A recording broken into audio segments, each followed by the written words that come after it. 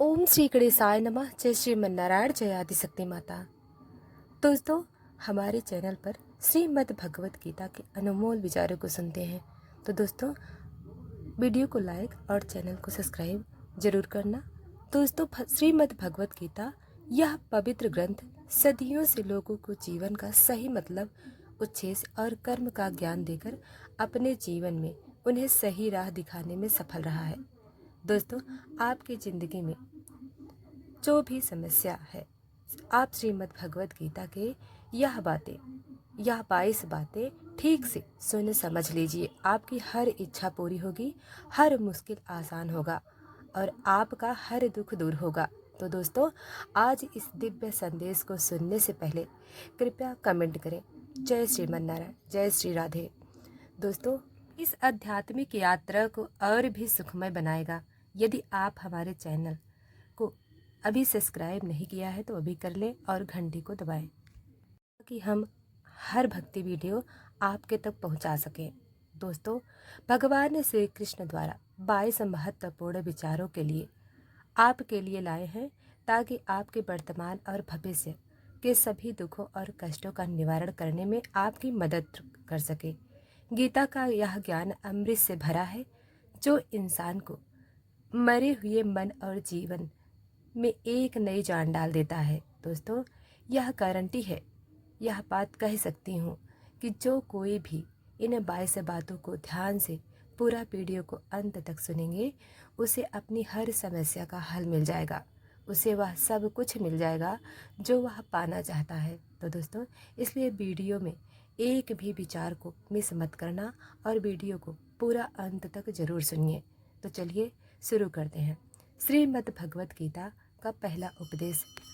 दोस्तों, भगवान श्री कृष्ण कहते हैं कि कोई भी मनुष्य किस बात को किस प्रकार समझता है, यह उसकी मानसिकता तय करती है। कोई दूसरों की थाली से छीनकर खाने में अपनी शान समझता है तो कोई अपनी थाली में से दूसरों को निवाले खिलाकर संतुष्ट होता है।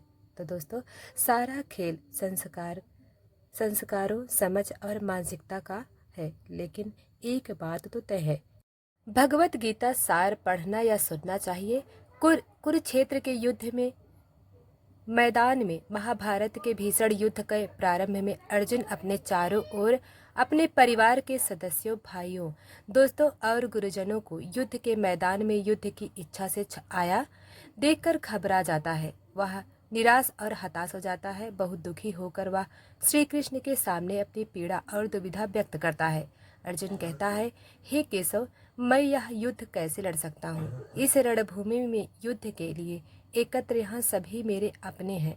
मैं कैसे इनसे युद्ध कर सकता हूँ? मैं पितामह भीष्म और गुरु द्रोणाचार्य से युद्ध करूँगा क्योंकि यह दोनों मेरे परम पूज्य हैं। अतः इन गुरुओं को मारने की अपेक्षा भिक्षा मांगकर जीवन यापन करना बेहतर है। मधुसूदन, मैं जिन कौरवों से युद्ध करने जा रहा हूँ वे सभी मेरे भाई हैं, धृतराष्ट्र के पुत्र हैं। अतः यह मेरे अपने लोग हैं। इन सबको मारने की अपेक्षा मेरा सन्यासी बन जाना बेहतर है। यदि यह युद्ध हुआ तो करोड़ों लोग मारे जाएंगे। इस युद्ध में मारे जाने वाले सैनिक और योद्धाओं की स्त्रियों का क्या होगा? नहीं कृष्ण, मैं इस युद्ध नहीं कर सकता। अपने कुल का नाश करके मैं कैसे सुखी रह सकता हूँ? हे कृष्ण, मैं कुछ समझ नहीं पा रहा हूँ। मेरा मन भ्रमित हो रहा है, मेरा सिर फट रहा है, मेरे पैर कांप रहे हैं, मेरी त्वचा जल रही है, मेरा गांडीव धनुष मेरे हाथों से फिसल रहा है। हे कृष्ण, मेरा मार्गदर्शन करो, मुझे ज्ञान दो, बताओ मैं क्या करूं? अर्जुन की इस दयनीय स्थिति को देखकर भगवान श्री कृष्ण ने अर्जुन को श्रीमद् भगवद गीता का यह दिव्य अलौकिक ज्ञान दिया, जो न केवल अर्जुन के लिए बल्कि हजारों वर्षों तक संपूर्ण मानव जाति के लिए उपयोगी रहा है। श्रीमद् भगवद गीता में भगवान श्री कृष्ण जी कहते हैं, अर्जुन, यह संसार मेरी माया है। यह संसार मुझसे ही उत्पन्न हुआ है। मैं ही इसका पालन करने वाला हूँ और मैं ही इस सृष्टि का संहार करने वाला हूँ। मैं भूत, वर्तमान और भविष्य के सभी प्राणियों को जानता हूँ, लेकिन वास्तव में मुझे कोई नहीं जानता। श्री कृष्ण कहते हैं, जिस तरह अंधकार में प्रकाश की रोशनी चमकती है, उसी तरह सत्य भी चमकता है। इसलिए मनुष्य को हमेशा सत्य के मार्ग पर चलना चाहिए। मृत्यु एक अपरिवर्तन सत्य है जिसे कभी बदला नहीं जा सकता। हे अर्जुन, मैं सभी प्राणियों के हृदय में स्थित आत्मा हूँ। सभी प्राणियों का आदि मध्य और अंत मैं ही हूँ। ग्रहों में मैं सूर्य हूँ, वेदों में सामवेद हूँ, देवताओं में इंद्र हूँ, इंद्रियों में मन हूँ, ब्रह्मा में मैं हूँ, विष्णु में मैं ही हूँ, महेश हूँ, जलाशयों में समुद्र हूँ, पर्वतों में हिमालय हूँ। इस संपूर्ण में जगत जो कुछ भी तुम देख सकते हो, मैं सब में मैं ही हूँ। भगवान श्री कृष्ण कहते हैं, जो हुआ वह अच्छे के लिए हुआ, जो हो रहा है वह अच्छे के लिए हो रहा है, और जो होगा वह अच्छे के लिए होगा। तुमने क्या खोया? तुम क्या किस बात का रोना रो रहे हो? तुम क्या लेकर आए थे?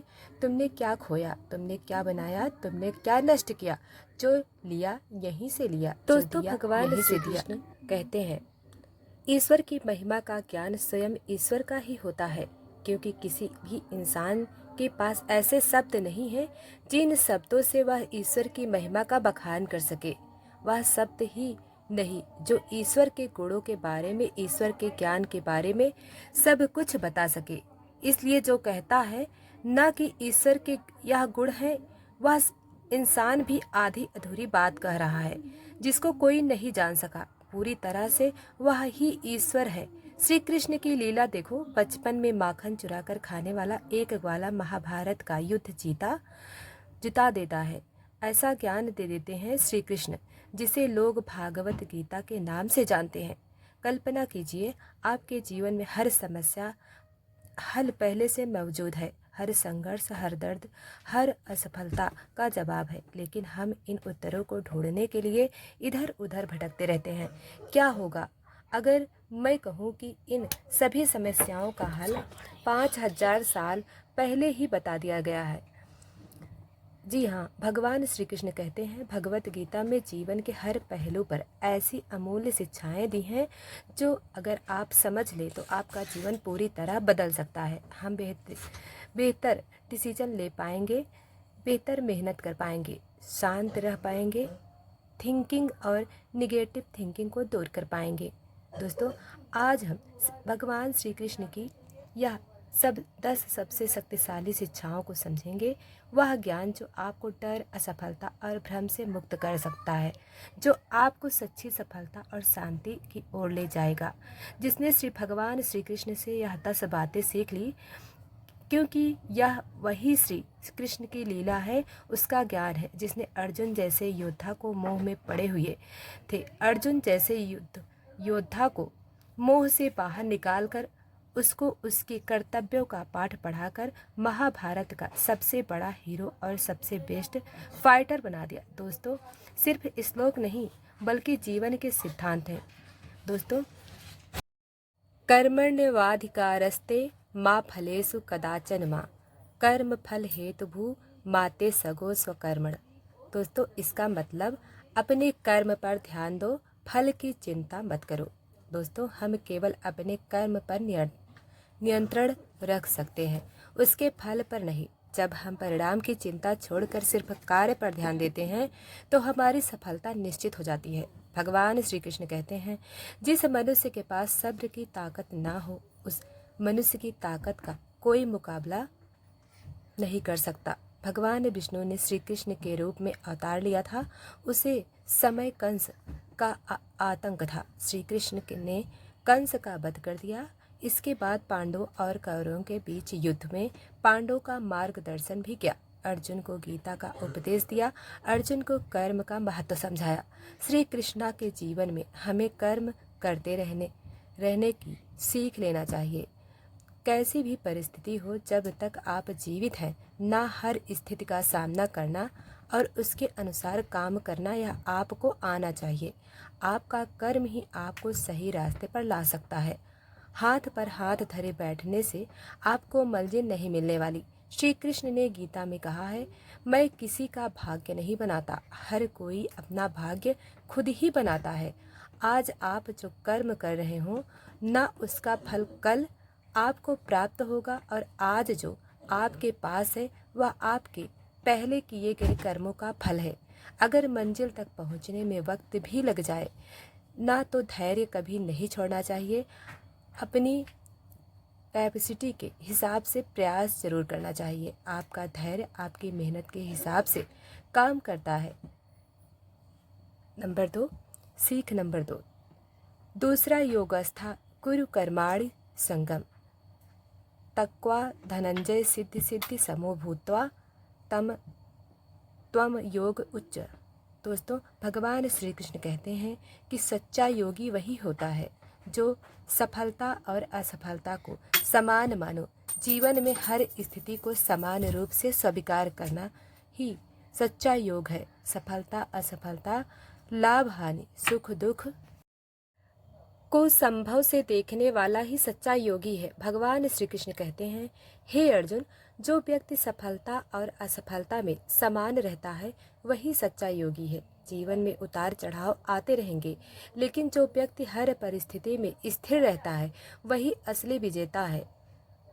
श्री कृष्ण हमें सिखाते हैं, हमारे कर्म ही हमारे साथ हैं, हमारे हाथ में हैं, लेकिन उनके परिणाम नहीं।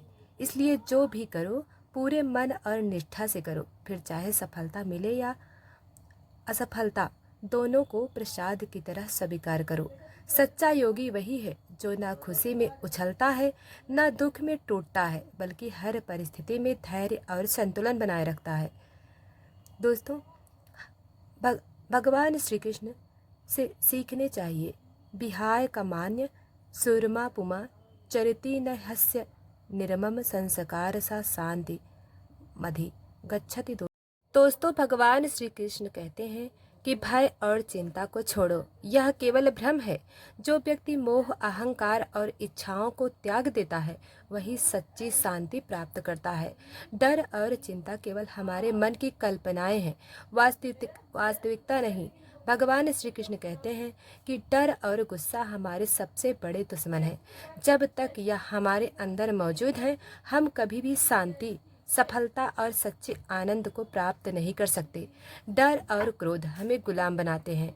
वे हमारे मन पर कब्जा कर लेते हैं और हमें सही निर्णय नहीं लेने देते। अगर हम इनसे मुक्त हो गए तो कुछ भी असंभव नहीं रहेगा। सच्ची भक्ति वही है जो इन भावनाओं को नियंत्रित कर सके। इसलिए अगर आपको सफलता चाहिए तो सबसे पहले डर और गुस्सा को अपने जीवन से निकालना होगा। एक बार जब आप इन पर विजय पा लेंगे तो आप देखेंगी कि आपका आत्मविश्वास, धैर्य और शांति कई गुना बढ़ चुके होंगे।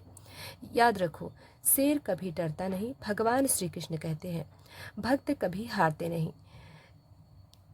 दोस्तों, भगवान श्री कृष्ण कहते हैं, उदितात्मम तात्मात्मा नाम मानव व साध आत्म मनो वंधुरा रिपरामणया, अर्थात आत्मनियंत्रण ही सच्ची सफलता की कुंजी है। भगवान श्री कृष्ण कहते हैं कि हमारा सबसे बड़ा मित्र और सबसे बड़ा शत्रु कोई नहीं बल्कि हम स्वयं हैं। अगर हम अपने मन और इंद्रिय को नियंत्रण कर ले तो कोई बाधा हमें रोक नहीं सकती। भगवान श्री कृष्ण ने गीता में स्पष्ट रूप से कहा है कि जो व्यक्ति अपनी इंद्रिय, इच्छाओं और भावनाओं पर नियंत्रण पा लेता है वही सच्ची सफलता का अधिकारी बनता है। भगवान श्री कृष्ण कहते हैं कि योग कर्म सुख कौशलम, यानी योग ही कर्म में कुशलता है। जब हम अपने मन और इंद्रिय को काबू में रखते हैं तभी हम अपने कार्यों में श्रेष्ठता प्राप्त कर सकते हैं और सफलता सुनिश्चित करते हैं। दोस्तों, हमें भगवान श्री कृष्ण से सीखनी चाहिए। ध्यातो विसन पुनस संगते सपु जायते संगत, सा जायते काम कामात क्रोध भी जायते, अर्थात इच्छा ही दुख का कारण है। श्री कृष्ण ने भगवत गीता में स्पष्ट रूप से बताया है कि मनुष्य का सबसे बड़ा शत्रु उसकी अतिशय इच्छाएं हैं। जब हम किसी वस्तु, व्यक्ति या परिस्थिति से अत्यधिक आसक्ति रखते हैं तो हमारी इच्छाएं बढ़ती जाती हैं, लेकिन जब या हमारी इच्छाएं पूरी नहीं होती, मन में असंतोष, क्रोध और मोह उत्पन्न होता है जो अंततः दुख का कारण बनता है। जब कोई व्यक्ति बाहरी वस्तुओं पर ध्यान देता है तो उसमें आसक्ति उत्पन्न होती है। आसक्ति से इच्छा जन्म लेती है। इच्छा पूरी न होने पर क्रोध आता है। क्रोध से व्यक्ति का विवेक नष्ट हो जाता है और विवेक नष्ट होने पर वह बुद्धिहीन हो जाता है, जिससे उसका अधपतन हो जाता है। इच्छाएं कभी समाप्त नहीं होती, एक पूरी होती हैं तो दूसरी पैदा हो जाती हैं। एक अनंत दौड़ है जिसमें मनुष्य शांति खो देता है। अगर आप यानी अपनी इच्छाओं पर नियंत्रण पा लेते हैं तो जीवन में कोई भी चीज आपको दुखी नहीं कर सकती। इच्छाओं को जीतने वाला व्यक्ति ही श्री कृष्ण की भक्ति और आध्यात्मिक आनंद को प्राप्त करता है। अब निर्णय आपका है, क्या आप अपनी इच्छाओं को नियंत्रण करेंगे या वे आपको नियंत्रण करेंगी। दोस्तों, भगवान श्री कृष्ण से सीखनी चाहिए। वासांसि जीव जीर्णानि यथा विहाय नवानि गृहरो पारण तथा शरीर विहाय जीर्णान्यानि सायाति ननवाड़ी देही, अर्थात आत्मा अमर है, शरीर नश्वर। यह भगवान श्री कृष्ण द्वारा गीता में दिया गया एक महत्वपूर्ण संदेश है। मनुष्य जो अपने शरीर को ही सब कुछ मानता है वह मृत्यु के भय, दुख और मोह में उछलता रहता है। लेकिन जो यह समझ लेता है कि आत्मा अमर है और शरीर मात्र एक वस्त्र की तरह बदलता है, वह भय, मोह और दुख से मुक्त हो जाता है। जैसे मनुष्य पुराने कपड़ों को त्याग कर नए कपड़े पहनता है, वैसे ही आत्मा एक पुराने शरीर को छोड़कर नया शरीर धारण करती है। आप इस सत्य को स्वीकार कर लेते हैं, आत्मा अमर है और शरीर नश्वर, तो आपको ना मृत्यु का भय रहेगा ना मोह का बंधन। आप केवल श्री कृष्ण की कृपा प्राप्त करेंगे, बल्कि आध्यात्मिक शांति और मुक्ति का मार्ग भी अग्रसर होंगे। अब निर्णय आपका है, क्या आप शरीर तक सीमित रहेंगे या आपकी अमर आत्मा के वास्तविक स्वरूप को पहचानेंगे। दोस्तों, भगवान श्री कृष्ण से सीखनी चाहिए। बंधुरात्मा मनस्त स्या नामत्व वामना जत अनार मनसत शत्रुवर्त तात्मा शत्रुवत, अर्थात सच्चा बल आत्म संयम से आता है। श्री कृष्ण कहते हैं, वास्तविक शक्ति बाहर बल से नहीं बल्कि आत्म संयम से निहित है। जो व्यक्ति अपने मन, इच्छाओं, इंद्रियों को नियंत्रण कर लेता है वही सच्चे अर्थ को बलशाली होता है। भौतिक बल क्षणिक होता है, लेकिन आत्म संयम से प्राप्त शक्ति अस्थायी, अटूट और दिव्य होती है। जिसने अपने मन को बस में कर लिया है उसके लिए उसका मन सबसे बड़ा मित्र है, लेकिन जो अपने मन को नियंत्रण नहीं कर पाता उसके लिए वही मन सबसे बड़ा शत्रु बन जाता है। महाभारत में दुर्योधन बाहरी बल पर गर्व करता, लेकिन आत्म संयम न होने के कारण वह नष्ट हो गया। वहीं अर्जुन ने आत्म संयम अपनाया और श्री कृष्ण की शरण में जाकर सच्ची शक्ति प्राप्त की। अगर आप आत्म संयम को अपनाते हैं तो आपके पास वह शक्ति होगी जो ना कभी नष्ट होगी और ना कोई छीन सकता है। सच्चे योद्धा वे नहीं जो दूसरे को हराते हैं, बल्कि वे हैं जो स्वयं को जीतते हैं। अब निर्णय आपका है, क्या आप बाहरी बल के पीछे भागेंगे या आत्म संयम की अपार शक्ति को अपनाएंगे। दोस्तों, मन कोई योग्य निर्णय ले पाएगा। वास्तव में मन से जब कोई निर्णय करता है तो अपने लिए सुखद भविष्य बनाता है, किंतु अपने मन को शांत करने के लिए जब कोई निर्णय करता है तो वह व्यक्ति भविष्य में अपने लिए कांटों से भरा वृक्ष लगाता है। दोस्तों, स्वयं विचार कीजिएगा, जीवन का हर क्षण निर्णय का क्षण होता है। प्रत्येक पद दूसरे पद के विषय में कोई निर्णय करना ही पड़ता है।